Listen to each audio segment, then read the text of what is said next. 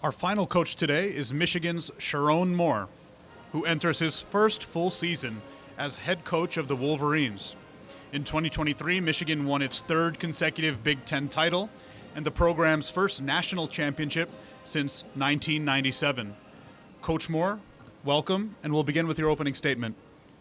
Awesome. Thank you very much. Good afternoon. Very humbled and excited to be here to represent the great University of Michigan, our football program, our players, our coaches, our staff. What an unbelievable job by Team 144, but we're ready for Team 145 to take the reins. Really excited to be here in Lucas Oil Stadium, a place we look forward to trying to strive to end the regular season here. Humbly blessed to be able to be here the past couple years and look forward to working our process to continue to do the same. We're here with three outstanding young men, leaders on and off the field for us. Bakari Page, safety. Max Bredesen, tight end fullback. And Donovan Edwards, running back. All three of these guys have made tremendous plays on the football field for us the past 3 years and look to do the same this year. But more importantly, elite people, elite students, and game changers off the field. Team 145 has really done a really good job up to this point and taken the necessary steps to be elite, to do all the things that we set out to do. Win the big games, beat our rivals, beat Ohio State. Win the Big Ten, go to college football playoff, and win it. For us, that's something we strive to do. Tough, smart, dependable, relentless, enthusiastic, and together is how I describe our team. We're going to do everything we can to strive for perfection. Everything we do every day is a process, and we'll continue to strive to do that. And we'll continue to do that with contagious enthusiasm unknown to mankind. Look forward to hearing the questions. Coach, we got first row right in front of you here.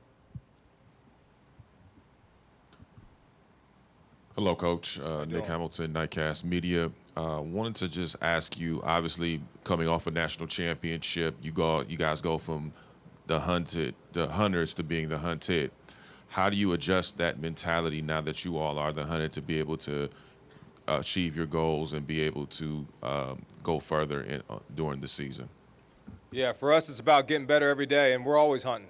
Regardless if people are coming after us, we're coming after them. So for us, we're not in the mentality of sitting back and waiting to see what goes on. We're going to attack our process. We're going to work our tails off to make sure we're doing the best things we can possible, the way we know to be successful. On your back left in the back row. Tom Crawford, Press Pass, Fox 47 Lansing. Sherrone, appropriate question for you, offensive line, obviously a position of strength last year. You lose all five guys plus one, yet this year's offensive line, a lot of high expectations. Curious to know what keeps you awake at night, what excites you the most, particularly at the tackle position. Yeah, the thing that keeps me awake at night the most is my 4-year-old daughter kicking me in my back. But besides that, just making sure that our culture, that our alignment stays the same. Our players have done an outstanding job of keeping the culture, keeping the togetherness, the brotherhood, and really it's a testament to them. Bringing in the right staff was a huge piece for us, bringing in the right people. Coach Newsom has done an unbelievable job mentoring and leading our offensive linemen, and all those players have really taken the reins. They've seen what it looks like, what it feels like, what it means to practice that way for us to be really good up front. So, being the head coach, obviously having the offensive line background, I'm going to take a lot of pride in making sure that line is ready to go when we hit game one. Second row on your right side, Coach. Hey, Coach. Will Decker, LA Football Network. I'm not going to ask you to name a quarterback, but I was wondering if you could tell me about Alex, Jack, and Davis and what makes them all viable options to be the starter come week one.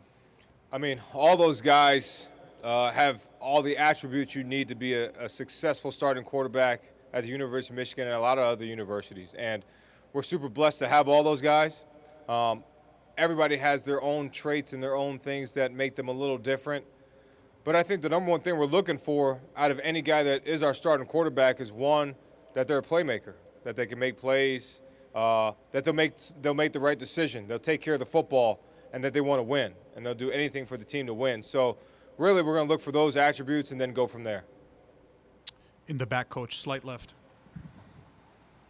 Hi, Sherrone. Bill Rabinowitz from the Columbus Dispatch. You hired Tony Alford away from Ohio State and then later Aaron Dunston. Can you kind of talk about that process and what they bring to you guys? Yeah, I mean, talk about two outstanding individuals, people, well-rounded, well-educated, well-trusted, people that, known Tony for a very long time and had a tremendous amount of respect for him and what he's done in the business. And Aaron, not as much, but heard tremendous things about her and just want great people in our program. Great mentors of young men that are going to lead our players to a great place. So that was really the backing behind that, and excited to watch their work as we go through the future. First row on your right side. Heather Dinich with ESPN. From the outside looking in, with the coaching changes and particularly on offense, this team looks vastly different than the one that won the national title. From where you sit, how closely does your team resemble a national title contender again? Yeah, I think every year for us, Heather, our goal is to win that. We're not going to stray away from the goal of trying to win it all every year. When you're at Michigan, that should be your goal every single year. For our team, it'll take shape in training camp, and then it'll take shape in game 1 and game 2 to see where we're at. Feel very confident about our team, very excited about our team. Every team is different. Team 142, 3, and 4, they're all different. So excited to see where 145 is. In the far back, coach. Sherrone, Pete Nakos from On3. Hope you're doing well. Great. Talking about the quarterbacks, what is the timeline of trying to prepare for, obviously, for the season and naming a starter? Do you expect it to carry over into the season? And what is your ideal timeline when making that decision?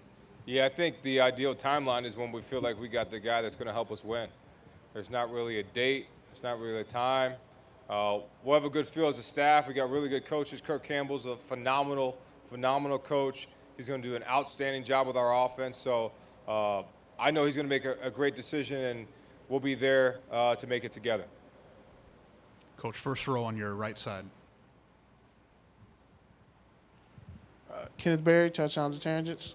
Coach, obviously fresh off a national title season, pretty much it's all your staff now. In regards to just how you approached developing your coaches, picking your coaches, how was that more difficult compared to having to take over in the interim? And as one of the leading coaches and leading African American coaches in the country, what does it say to you in this conference, knowing that most of the coaches in this conference that are African American have been leading the way? Yeah, I think as far as picking the coaches, it was a process that we really had to go through and take my time with it. And some happened a little faster than others, and feel like we got the right mix, right group of people to lead our program. Number one, they had to be great people, then great teachers, and people that cared about our student athletes in a great way. And feel like we got that with all our staff members. And as far as our conference, again, and I'd like to thank Ward Manuel, President Ono, for the opportunity to be the head coach at Michigan. It's a humble blessing. First African-American head coach at Michigan. It's a blessing. And, I think it's awesome. But it also shows that every young man, regardless of your color of your skin, wherever you're from, you can do whatever you want. Don't allow people to tell you that you can't do something. If you want to go do it, go take the opportunity and go strive to be great. Third row on your right side, coach.